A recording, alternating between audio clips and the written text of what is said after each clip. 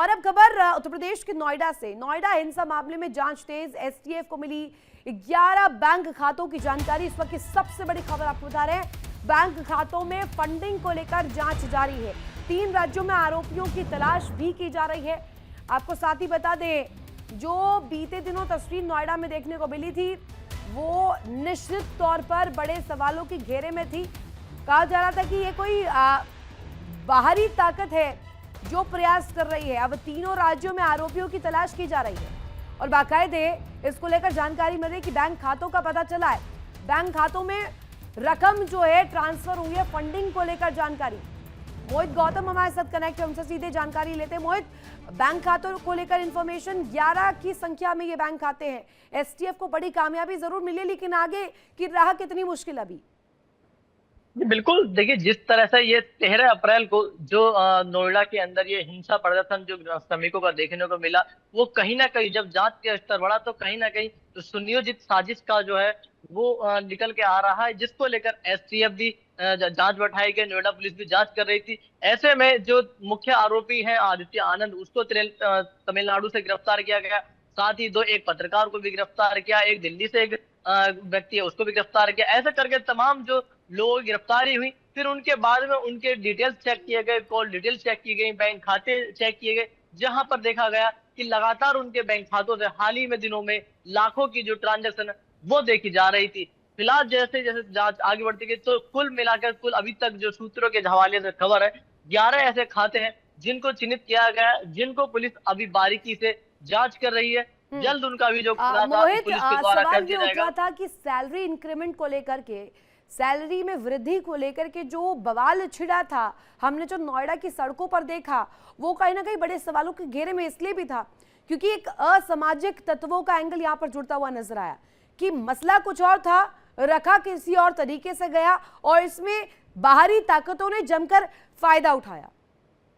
देखिए इसमें साफ तौर पर यह देखा गया कि जो बाहरी ताकतें थी, जो बाहरी जो लोग थे, जो श्रमिक भी नहीं थे, उन्होंने मौके पर पहुंचकर या उसको पहले से ही साजिश रची हुई थी कि लोगों को उकसाना है और उनके द्वारा जो आंदोलन है वो करवाना है और उसी भीड़ में शामिल होकर जो तोड़फोड़ है, पथराव है, उस तरह की जो घटना है वो कारित करनी है। जिसके बाद उन्होंने नोएडा में तमाम जो बिल्डिंगें थी उनको निशाना बनाया, तमाम जो गाड़ियां थी वो जलाई गई, यहाँ तक कि प्रशासनिक जो गाड़ियां थी उनको भी जो निशाना बनाया गया। और इसमें जांच में अभी और भी जो खुलासे वो भी होंगे। फिलहाल इसमें यह भी सामने आया कि ऐसे उन्होंने बहुत सारी जो हॉटस्पॉट वो चिन्हित कर रहे थे, चाहे वो जेवर एयरपोर्ट संबंधित हो, चाहे वो नोएडा हो, ऐसी बहुत सारी चीजें थी जो उन्होंने चिन्हित कर रखी थी। लेकिन जब पुलिस एसटीएफ के संज्ञान में ये मामला आया तो जांच हुई तो इनका जो खेल वो दर बदर वो खुलता नजर आया। अभी पुलिस इस मामले में जो लगातार अभी जांच कर रही है और जो अभी अन्य आरोपी हैं उनकी भी जल्द से जल्द गिरफ्तारी कर ली जाएगी।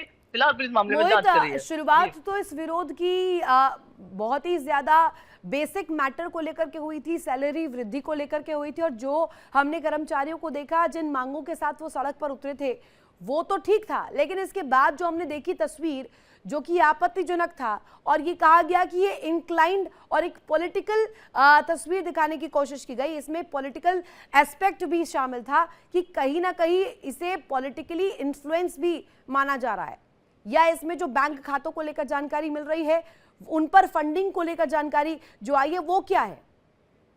देखिए बिल्कुल, जैसे जिस तरह से ये 13 अप्रैल को हिंसा हुई उसके बाद में साफ तौर पर उनका श्रमिक थे, उनका ये कहना था कि उनकी जो सैलरी है उसमें जो वृद्धि कर दी जाए। लेकिन इसके बाद में सीएम योगी ने एक्शन लिया। उसके बाद में जो है जो टीम गठित की गई, टीम ने जो है इनकी सैलरीज में भी इंक्रीजमेंट कर दी गई। लेकिन उसके बावजूद भी कहीं ना कहीं जो बाहरी ताकतें थी उनका जो है लोगों को उकसाना जारी रहा। विरोध प्रदर्शन लगभग 3 दिन तक वो चलता रहा कि कभी कहीं प्रदर्शन, कभी कहीं प्रदर्शन। इसके बाद में जो सोशल मीडिया के माध्यम से जो लोग एक्टिव थे, जो प्रदर्शन को बार बार उकसाने का काम कर रहे थे, ऐसे में दो प्रवक्ता हैं उनको भी इसके मामले में जो गिरफ्तार किया गया, क्योंकि उन पर आरोप है कि कहीं ना कहीं उन्होंने जो प्रदर्शन है वो खत्म हो गया था। लेकिन बावजूद प्रदर्शन खत्म होने के उनके द्वारा झूठी जो अफवाह है वो फैलाई गई, कहीं ना कहीं इसको राजनीतिक जो है माहौल बिगाड़ने की जो वो भी साजिश की गई। इसके बाद में जो और भी राजनीतिक दल है वो भी इस मैदान में आए, राजनीतिक हलचल है वो नोएडा में तेज हुई कहीं ना कहीं, इसे क्योंकि नोएडा राजनीतिक एक रोटियां औद्योगिक सेकने का एकमात्र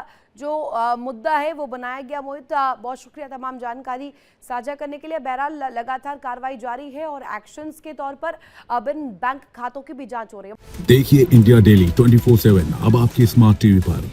इंडिया डेली मौजूद है सभी डिजिटल प्लेटफॉर्म पर लाइव और लगातार।